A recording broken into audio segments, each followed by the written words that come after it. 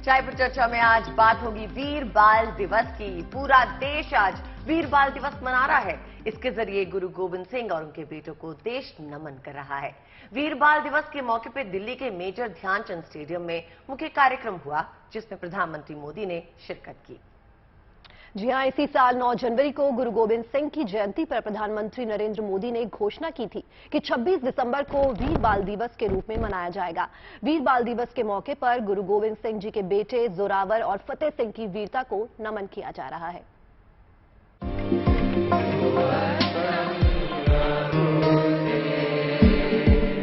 देश नमन कर रहा है उन दो वीर बालकों को जिनकी गाथा अमर है।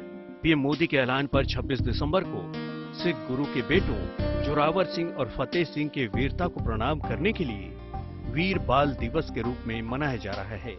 और इस मौके पर दिल्ली के मेजर ध्यानचंद स्टेडियम में आयोजित एक कार्यक्रम में हिस्सा लेने पीएम मोदी खुद पहुंचे।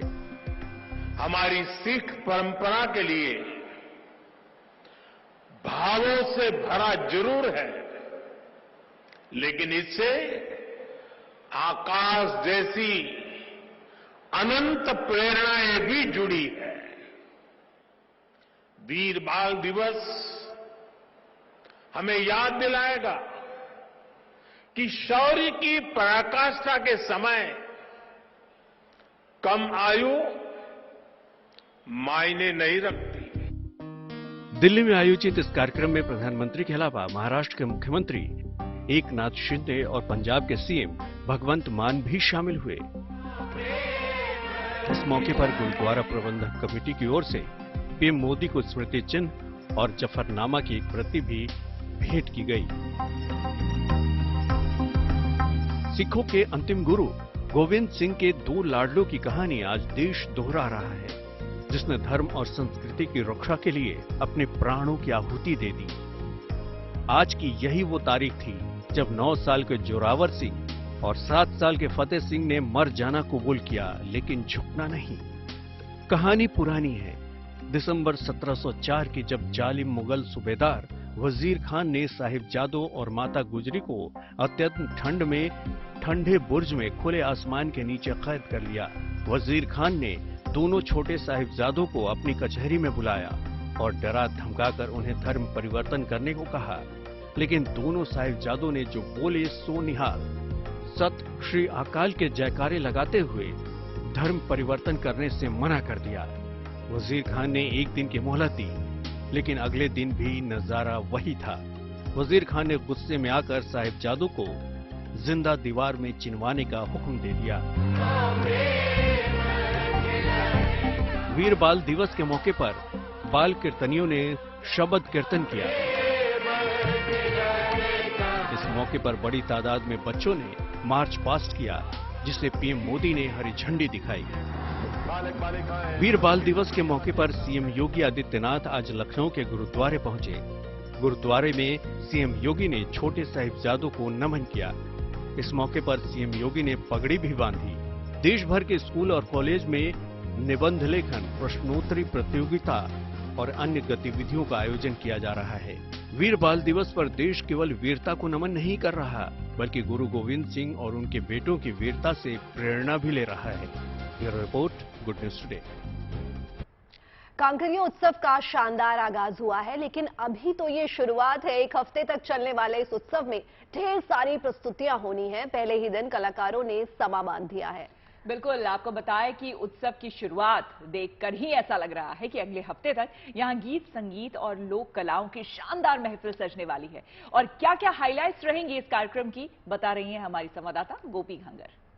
क्रिसमस और नए साल को लेकर अहमदाबाद के कांकरिया पर जो कांकरिया कार्निवल होता है उसकी शुरुआत हो चुकी है। रंगारंग कार्यक्रम के साथ इसकी शुरुआत हुई है। यहाँ पे आप देख सकते हैं कि आज जो आधिकारिक तौर पर इसकी शुरुआत हुई है और आज से ये पूरा जो कार्यक्रम है ये जनता के लिए खुला रहेगा। खास तौर पर यहाँ पे जो लोग आने वाले हैं, क्योंकि बहुत सारी सेलिब्रिटीज यहाँ पे आती है जो गुजराती फिल्मों से जुड़ी हुई होती है, तो एक अलग ही माहौल रहता है। लोग भी जो है वो यहाँ पे कांकरिया पे घूमने के लिए बड़ी तादाद में आते हैं। आपको दिखाते हैं जो कांकरिया तालाब, ये सालों पुराना ऐतिहासिक जो कांकरिया तालाब है, यहाँ पे ये पूरा पेरिफेरी जो आप देख रहे हैं, करीब 3 किलोमीटर के ये पूरा जो गोला है, ये इसके आसपास यहाँ पे सारे लोग इकट्ठा होते हैं और बड़ी तादाद में रात के वक्त यहाँ पे लोग इकट्ठा होते हैं। साथ ही यहाँ पे इस तरीके से अलग अलग मंच भी बनाए गए हैं। ऐसे मंच पे लोग जो है वो किसी एक जगह पर इकट्ठे ना हो, भीड़ इकट्ठी ना हो, इसके लिए अलग अलग जो इस तरीके से 3 किलोमीटर का ये पूरा जो गोल इलाका है वहां पे बनाए गए हैं। और लोगों को भी ये कहा गया है कि लोग हर अलग अलग जगह पर वहां पे जाके जो सांस्कृतिक कार्यक्रम है जो यहाँ पे शाम के वक्त में होता है वो भी देखते रहे, क्योंकि नए साल का जो जश्न होगा वो भी बेहद खास होगा। यहाँ पे रात के वक्त यहाँ पे करीब फटाकों फोड़े जाते हैं और जो अलग अलग गुजराती सेलिब्रिटीज है, जो सांस्कृतिक लोक संगीत के गायक है, वो सारे लोग यहाँ पर आते हैं। गोपी घांगर, गुड न्यूज टुडे। लोक संस्कृति के रंगों के बाद अब आपको ले चलते हैं रंग बिरंगे फूलों से सजी प्रदर्शनी में। और इस खूबसूरत प्रदर्शनी का आयोजन हुआ काशी में। फूलों से बनी बेहद सुंदर कृतियां लोगों को आकर्षित कर रही हैं। बिल्कुल, इस फ्लावर फेस्ट का आयोजन हुआ बीएचयू में। मौका था महामना मदन मोहन मालवीय की जयंती का। 3 दिनों तक चलने वाली इस प्रदर्शनी में हजारों किस्म के फूल तो हैं ही, साथ ही तरह तरह के फल और सब्जियों का दीदार भी लोग कर रहे हैं। फूलों का पंडाल, फूलों से सजी कृतियां, फूलों का भंडार और फूलों का संसार। ये तस्वीरें हैं काशी के बनारस हिंदू विश्वविद्यालय की, जहां इस यूनिवर्सिटी के संस्थापक महामना मदन मोहन मालवीय की 161वीं जयंती मनाने की शुरुआत फूलों की प्रदर्शनी से हुई। इस प्रदर्शनी में रंग बिरंगे फूलों की बहार का दीदार करने का लोगों को मौका मिला। फूलों से बेहद सुंदर तरीके से सजाई गई मूर्तियां बरबस ही लोगों का ध्यान अपनी ओर खींच रही थीं। तो फूलों से ही ऐसे आकर्षक मंडप भी बनाए गए जो हर किसी का दिल जीत लें। पूरे परिसर में तरह तरह के फूलों की खूबसूरती और सुगंध के बीच लोग प्रदर्शनी का लुत्फ उठाते नजर आ रहे हैं। बाहर से लेकर अंदर तक हर तरफ फूल ही फूल हैं। यही नहीं, बेहद करीने से सजे फल और सब्जियों को भी लोग खूब पसंद कर रहे हैं। इस प्रदर्शनी में गुलाब, गुलदाउदी, जरीबरा से लेकर रजनीगंधा जैसे तमाम खुशबूदार फूलों की हजारों किस्में लोगों को देखने को मिल रही हैं। प्रत्येक वर्ष मालवीय जी के जन्मदिन के अवसर पर ये मालवीय स्मृति पुष्प प्रदर्शनी आयोजित की जाती है और इस वर्ष भी ये बड़े धूमधाम के साथ मनाया जा रहा है। और इस बार इसमें करीब 700 प्रतिभागियों ने भाग लिया है और गुलदाउदी के करीब 25 किस्मों का संग्रह है इस बार। साथ ही साथ कोलियस और हरे पत्तियों का भी काफी बड़ी मात्रा में संग्रह आए हुए हैं इस बार। इसके साथ साथ तमाम तरह के फल और सब्जियों का भी प्रदर्शन किया गया है। 3 दिनों तक लोग इस बेहतरीन प्रदर्शनी का आनंद उठा सकते हैं। 25 दिसंबर को महामना जयंती पर शुरू हुई ये प्रदर्शनी 27 दिसंबर तक चलेगी। वाराणसी से रोशन जायसवाल के साथ bureau report, good news today. Christmas को लोगों ने खूब जोश के साथ सेलिब्रेट किया है, लेकिन जोश अभी भी हाई है क्योंकि अब नए साल के जश्न की तैयारी है और लोग अभी से new year celebration mode on कर चुके हैं। और कोई अपने शहर में रहकर ही जश्न की तैयारियों में लगा है, तो ऐसे भी लोग हैं जो टूरिस्ट स्पॉट्स पे पहुंचकर नए साल का जश्न मनाएंगे। तो 2023 के स्वागत के लिए देश भर में टूरिस्ट स्पॉट सैलानियों से गुलजार हो चुके हैं।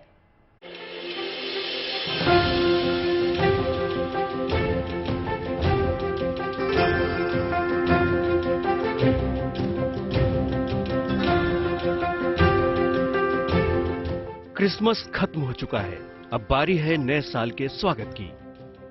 देश के तमाम अलग अलग टूरिस्ट स्पॉट पर छुट्टियों का पैकेज लेकर पहुंचे लोग अब नए साल के जश्न में डूबने को तैयार हैं। क्रिसमस के मौके पर मौसम के बदले मिजाज ने उत्तर भारत के कई शहरों में लोगों को ठिठुरने पर मजबूर कर दिया है। हालांकि उत्तराखंड, शिमला और देश के दूसरे हिस्सों में पहुंचे सैलानी जमकर मजे कर रहे हैं। मौसम के साथ पारे ने भले ही समझौता कर झुकना कबूल कर लिया है, लेकिन सैलानियों का उत्साह ठंडा नहीं पड़ा है। हिमाचल के शिमला, मनाली समेत दूसरे टूरिस्ट स्पॉट पर लोगों की भीड़ देखी जा रही है।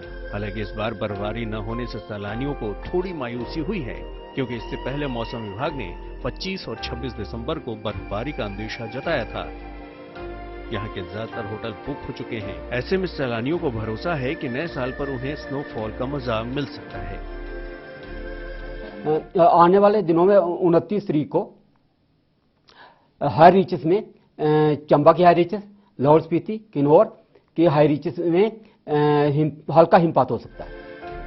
दूसरी तरफ चंडीगढ़ में भी नए साल के जश्न की तैयारियां पूरी हो गई हैं। यहाँ के होटल्स और रिजॉर्ट भी बुक हो चुके हैं। ट्रैवल एजेंसियों की बुकिंग और कमाई में 30% का उछाल देखा जा रहा है। यहाँ होटल व्यवसाय से जुड़े लोग मानते हैं कि स्मार्ट सिटी बनने के बाद चंडीगढ़ को लेकर लोगों की सोच बदली है। मैं काफी देर से इस इंडस्ट्री में हूँ, बहुत चेंजेस देख रहे हैं। अभी जैसे वीकेंड्स होते हैं, वो भी एक तरह से सेलिब्रेशन होते हैं। People don't wait for occasions. They don't wait for New Year, Christmas, or any festival. Whenever there is a time, whoever needs to go out, goes out. आज से कोई 2 डिकेड्स पहले चंडीगढ़ से लोग बाहर चले जाते थे। कोई दिल्ली चला जाता सेलिब्रेट करने के लिए, कोई शिमला चले जाता था। अब चंडीगढ़ एक डेस्टिनेशन है। यहाँ पे लोग लुधियाना से, पंजाब से, दिल्ली से बहुत लोग आते हैं वीकेंड पे कि Chandigarh neat and clean city है, वहाँ एंजॉय करेंगे। वहीं ट्रैवल एजेंसियां चलाने वाले भी नए साल को बड़ी उम्मीदों से देख रहे हैं। हालांकि चीन में कोरोना के कहर से इन्हें भी खौफ है कि कहीं 2 साल बाद आए बिजनेस में उछाल को बुरी नजर न लग जाए। रिस्पॉन्स तो अच्छा ही था, काफी लोगों ने बुकिंग्स वगैरह करा रखी हैं, बट अब कोविड की वजह से दे आर लिटिल एप्रीहेंसिव। आगे पूछ रहे हैं कि कैसे होगा इन केस लॉकडाउन या कुछ ज्यादा सीवियर कंडीशंस अप्लाई करती है गवर्नमेंट, तो कैसे उसको मैनेज किया जाएगा, तो उसके बारे में है थोड़ा, बट अदरवाइज बुकिंग्स अच्छी थी। नए साल के मौके पर ऐसा नहीं है कि सिर्फ टूरिस्ट डेस्टिनेशन ही तैयार हैं, बल्कि पुलिस भी अपनी तैयारियों को पुख्ता कर रही है। पुणे में महिलाओं के सिक्योरिटी को लेकर खास इंतजाम किए गए हैं। इस मौके पर महिला पुलिस की एक टीम भी तैयार की गई है, जो नए साल की रात के मौके पर पूरी रात सड़कों पर गश्त करेगी, जिसका मकसद लड़कियों की मदद करना होगा। बहरहाल तैयारी नए साल के स्वागत की है और लोगों का जोश बताता है कि वो 2023 का ग्रैंड वेलकम अपने ही अंदाज में करने वाले हैं। Bureau report, good news today.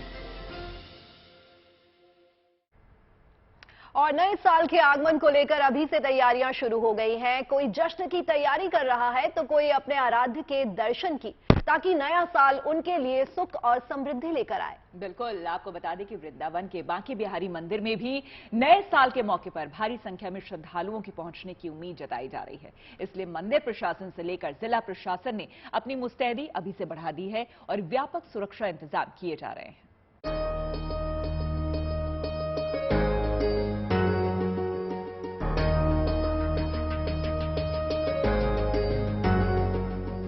नए साल के आगमन पर भगवान का आशीर्वाद भी जरूरी होता है, ताकि आने वाला साल सुख और समृद्धि से भरा हो। इसलिए भक्त नए साल के मौके पर अपने आराध्य का दर्शन करना नहीं भूलते। नए साल पर मंदिरों में भक्तों की भीड़ अचानक से बढ़ जाती है, इसलिए देश के प्रमुख मंदिरों में खास व्यवस्था की जाती है, ताकि श्रद्धालुओं को भगवान के दर्शन करने में तकलीफ न हो।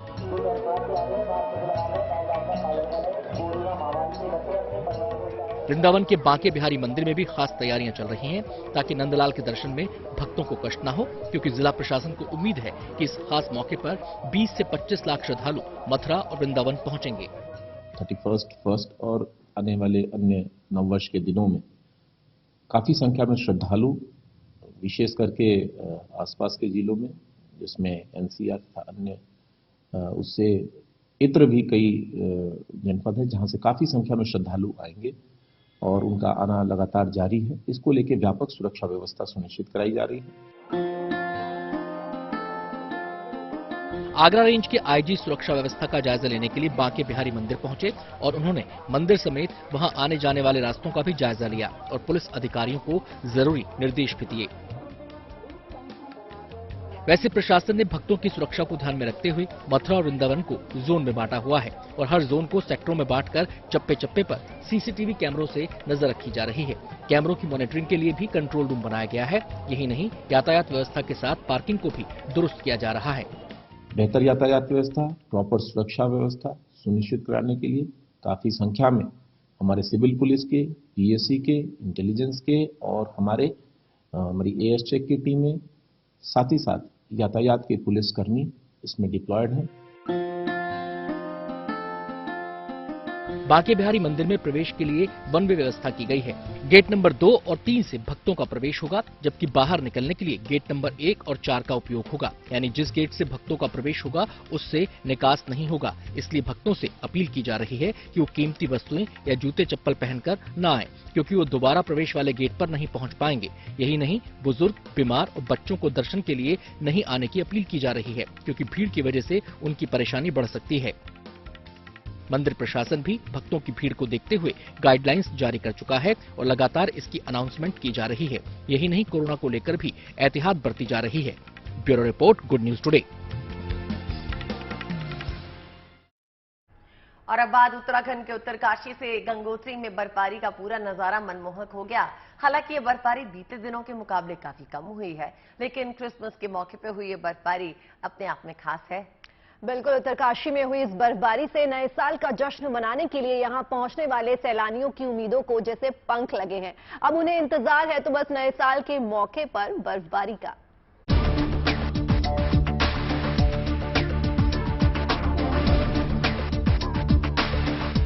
पहाड़ों की रानी शिमला। सैलानियों को क्रिसमस के दिन बर्फबारी का इंतजार था, मगर उन्हें मायूसी हाथ लगी। लेकिन उत्तराखंड के उत्तरकाशी में कुदरत मेहरबान हुई। यहाँ गंगोत्री धाम और उसके आसपास के इलाकों में हल्की बर्फबारी हुई। सुबह लोगों की आंख खुली तो कुदरत का खूबसूरत नजारा उनकी नजरों के सामने था। हर्षिल और धाराली के चारों तरफ बर्फ की सफेद चादर बिछी नजर आई। उगते सूरज के साथ सफेदी से लदे पहाड़ चांदी की तरह चमकने लगे। बर्फबारी से पहाड़ लुढ़क गया और शीतलहर लोगों को सताने लगी। लेकिन नए साल का जश्न मनाने के लिए हर्षिल का रुख करने वाले सैलानियों के लिए गुड न्यूज है, क्योंकि नए साल के आगाज के साथ वो बर्फबारी का मजा भी ले सकेंगे। हालांकि मौसम विभाग ने आने वाले दिनों में कुल्लू मनाली समेत हिमाचल के ऊंचाई वाले इलाकों में भी हल्की बर्फबारी की उम्मीद जताई है। सबसे कम तापमान है वो लाहौल स्पीति डिस्ट्रिक्ट में कोकम सेरी में -7.6 और केलांग में -6.4 और कल्पा में -4.6 रिकॉर्ड किया गया। और आने वाले दिनों में प्रदेश के ऊंचे क्षेत्रों में जैसे चंबा के हाई रीचेस, लाहौल स्पीति, किन्नौर के हाई रीचेस और कांगड़ा और कुल्लू के हाई रीचेस में हल्की वर्षा या हिमपात की संभावना है।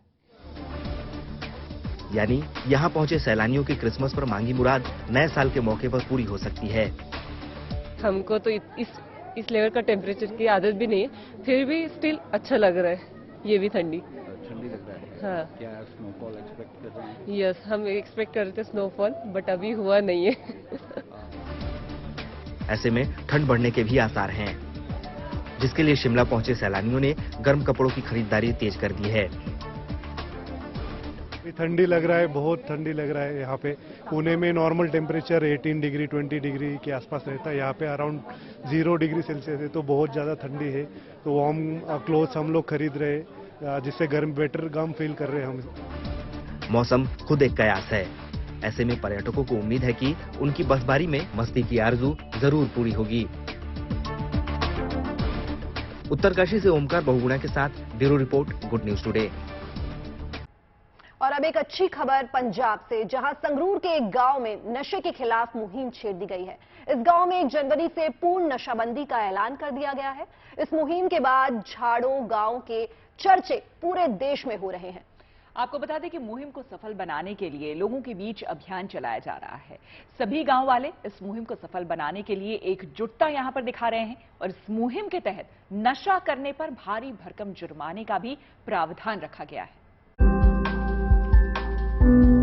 नशे के खिलाफ हल्ला बोल। पंजाब के गांव में अनोखी पहल।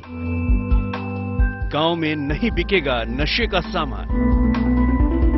पकड़े जाने पर सजा देगी पंचायत। पंजाब के संगरूर जिले का झाड़ो गांव की चर्चा आजकल पूरे पंजाब में है। वजह है एक ऐसी अनोखी पहल जिससे कई परिवारों की खुशियां सही सलामत रह पाएंगी। पंजाब के इस गांव में 1 जनवरी 2023 से पूर्ण नशाबंदी का ऐलान किया गया है। यानी ना ही गांव की सीमा में कोई नशा बेचा जाएगा और ना ही खरीदा जाएगा, ना ही कोई इसका इस्तेमाल कर पाएगा। ये अपने दुकाना ते सिगरट बत्ती जर्दा तंबाकू कुछ भी मतलब बिकदा है ਉਹ ਅਸੀਂ ਸਾਰਿਆਂ ਨਾਲ ਗੱਲਬਾਤ ਕਰਕੇ ਪੰਚਾਇਤ ਨਾਲ ਅਤੇ ਸਾਰੇ ਦੁਕਾਨਦਾਰਾਂ ਨਾਲ ਗੱਲ ਕਰਕੇ ਸਾਡੀ ਸਹਿਮਤੀ ਹੋਈ ਆ ਵੀ ਇਹ ਆਉਣ ਵਾਲੀ 1 ਜਨਵਰੀ 2023 ਤੋਂ ਆਪਣੇ ਪਿੰਡ 'ਚ ਇਹ ਬੰਦ ਹੋ जाना है। गांव में पूर्ण नशाबंदी का ऐलान आसान नहीं था, क्योंकि इस नियम के लागू होने के साथ ही लोग तंबाकू, बीड़ी, सिगरेट तक नहीं पी पाएंगे। इसलिए पहले गांव वालों के घर जाकर राय ली गई। झाड़ू गांव की पंचायत ने यह भी कहा है कि जो लोग नशा करते या करवाते भी नजर आएंगे, उन पर भी कार्रवाई की जाएगी और 5,000 रुपए का जुर्माना और 7 दिन तक दुकान बंद रखने की सजा भुगतनी पड़ेगी। गांव की पंचायत और नौजवानों की अच्छी पहल की चर्चा आसपास के गांवों तक भी पहुंच चुकी है। संगरूर से बलवंत सिंह विक्की के साथ bureau report, good news today. और अब आपको एक अनोखे रिकॉर्ड के बारे में बताते हैं। ये रिकॉर्ड है सब्जी बनाने का। रिकॉर्ड बना है नागपुर में और रिकॉर्ड इसलिए बना है क्योंकि यहाँ पर किलो, 2 किलो या 100-200 किलो सब्जी नहीं, बल्कि 5,000 किलो सब्जी बनाई गई है। जी हाँ, बिल्कुल इतनी भारी मात्रा में सब्जी बनाई है मशहूर शेफ विष्णु मनोहर और एक संस्था के बच्चों ने मिलकर। इस सब्जी को नाम दिया गया है समरसता भाजी। अब इस सब्जी को समरसता भाजी नाम दिए जाने के पीछे भी एक कहानी है। क्या है वो कहानी और कैसे बनी ये सब्जी, देखिए इस रिपोर्ट में।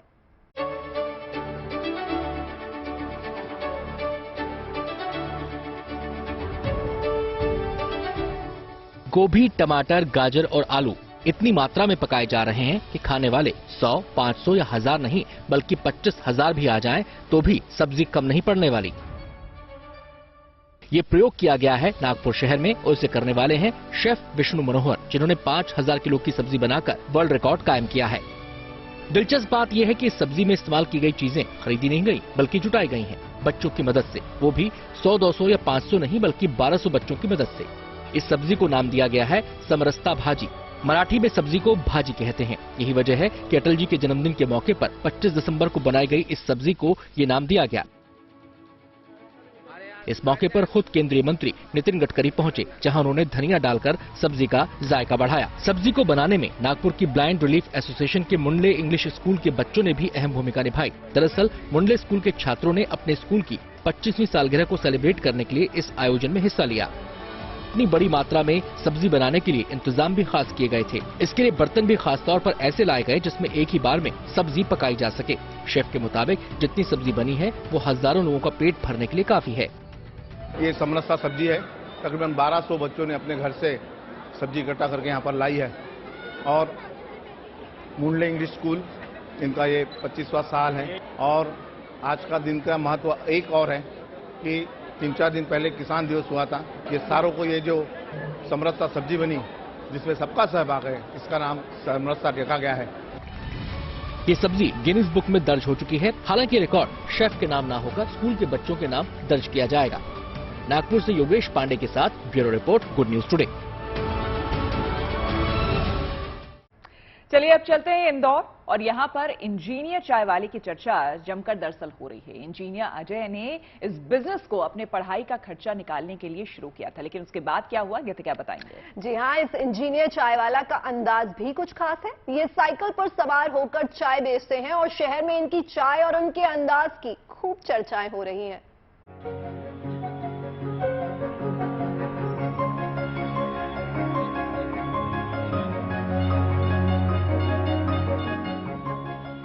साइकिल पर चाय बेच रहा युवक कोई गरीब नहीं बल्कि इंजीनियर है।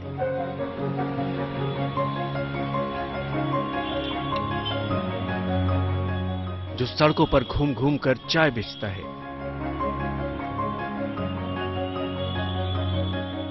इंदौर में इंजीनियर अजय खन्ना ने साइकिल पर चाय बेचने का नया ट्रेंड शुरू किया है। जो साइकिल पर घूम घूम कर चाय बेच रहे हैं, लोग उनकी चाय को बेहद पसंद कर रहे हैं। लोग उसे साइकिल चाय वाला भी कहते हैं। दरअसल इंजीनियरिंग लास्ट ईयर की पढ़ाई की तैयारी करने के साथ साथ अजय खन्ना ने खुद का चाय का काम शुरू किया।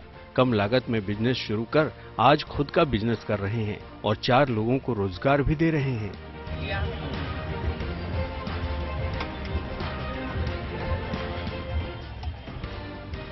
अजय प्रतिदिन करीब 1000 से 1500 रुपए का चाय बेच देते हैं।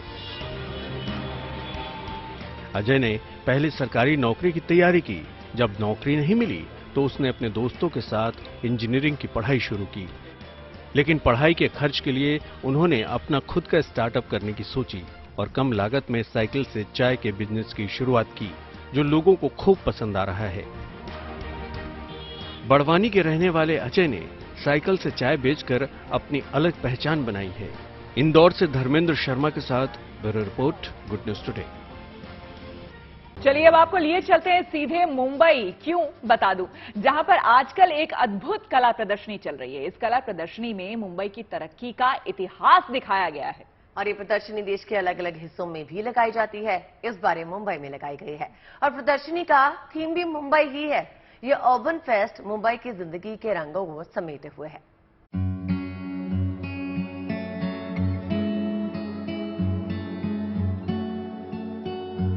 खूबसूरत रंगों से उकेरी अद्भुत तस्वीर, नायाब कलाकृतियों का अनोखा संगम। मुंबई में चल रहे इस आर्ट फेस्टिवल के हर कोने में बेमिसाल कला की झलक है। 60 कलाकारों ने महीनों की मेहनत के बाद इस कला प्रदर्शनी को ये रंग दिए हैं। स्टार्ट इंडिया फाउंडेशन ने एशियन पेंट्स के साथ मिलकर सासुन डॉक में कला की प्रदर्शनी लगाई है। इस आर्ट फेस्टिवल की शुरुआत 2014 में हुई थी और इस साल की थीम मुंबई के समंदर और यहाँ के मछुआरों पर आधारित है। इन कलाकृतियों के जरिए मुंबई का इतिहास दिखाने की कोशिश की गई है। इसी धरोहर पर मुंबई को धीरे धीरे करके खड़ा किया गया था। वहीं अब एक बार फिर सासुन डॉक्स की यादों में और जिस तरीके से योगदान रहा है फिशरमैन कम्युनिटी का और सासुन डॉक्स का, उसके लिए एक पूरा अर्बन फेस्टिवल जो है वो शुरू किया गया है। मुंबई के सासुन डॉक्स इलाके में हम खड़े हैं और ये अर्बन आर्ट फेस्टिवल यहाँ पे शुरू किया गया है, जहाँ पे किस तरीके से मछुआरों ने मुंबई की प्रगति में सबसे महत्वपूर्ण किरदार निभाया है, उसका वर्णन किया गया है। अलग अलग आर्टिस्ट जो हैं वो दुनिया भर से यहाँ आए हैं और अपने अपने तरीके से जो है आर्ट प्रेजेंट किया है। ये एक और बहुत बेहतरीन नमूना है जहाँ पर दिखाया गया है कि किस तरीके से जो है समुद्र में यहाँ शुरुआत हुई मुंबई की, समुद्र से धीमे धीमे किस तरीके से मुंबई को डेवलप किया गया। ये एक आर्ट पीस है जो एक आर्टिस्ट द्वारा यहाँ बनाया गया है। यहाँ मौजूद हर रंग, हर तस्वीर मुंबई के सपनों की नगरी बनने की दास्तान सुना रही है। इस आर्ट फेस्टिवल में भारत के साथ साथ विदेशी कलाकारों ने भी अपना हुनर दिखाया है। करीबन 60 आर्टिस्ट हैं, इंडियन और इंटरनेशनल दोनों। इंटरनेशनल आर्टिस्ट मेक्सिको से है, स्पेन से है, काफ़ी अलग अलग जगह से है। इंडियन आर्टिस्ट भी अक्रॉस इंडिया से हैं, अलग अलग मीडियम्स के साथ वो अपने काम दिखा रहे हैं। और थीम्स फेस्टिवल का मेन थीम है वाटर, देखने के लिए कि वाटर मुंबई में प्रोटैगनिस्ट कैसे रहा है अलग अलग तरीकों से। सासुन डॉक में ये आर्ट फेस्टिवल 3 महीने तक चलेगा। ये कला प्रदर्शनी समंदर के साथ मुंबई की तरक्की के इतिहास को एक साथ पिरोने का अद्भुत प्रयास है। मुंबई से पारस दामा के साथ गुड न्यूज टुडे।